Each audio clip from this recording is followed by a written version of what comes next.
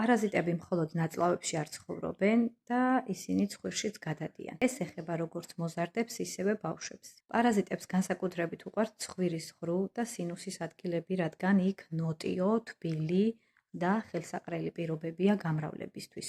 გამოვლინებები კი ასეთი აქვს: ძილის პრობლემები, ღამე ხშირად გაღვიძება, სუნთქვის შეგუბება, მუდმივად დაცმული ცხვირი, გაღიზიანება, სულ გაღიზიანებული რომ არის ადამიანი, პირით სუნთქვა, თითქოს ცხვირში არანაირი პრობლემა არ არის, მაგრამ პირით სუნთქვა, კანის მუდმივი პრობლემები, მათ შორის ხშირი ალერგიები, ჩაშავებული უპეები, როდესაც ბავშვებს, გინდაც მოზარდებს და ზრდასრულებს აქვთ უპეები ჩაშავებული.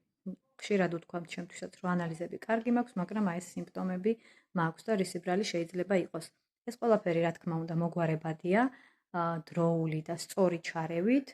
თქვენ კი მეტი საინტერესო ინფორმაციისთვის უბრალოდ დალაიქეთ, გააზიარეთ ან დამიტოვეთ კომენტარი ჩემს ვიდეოზე.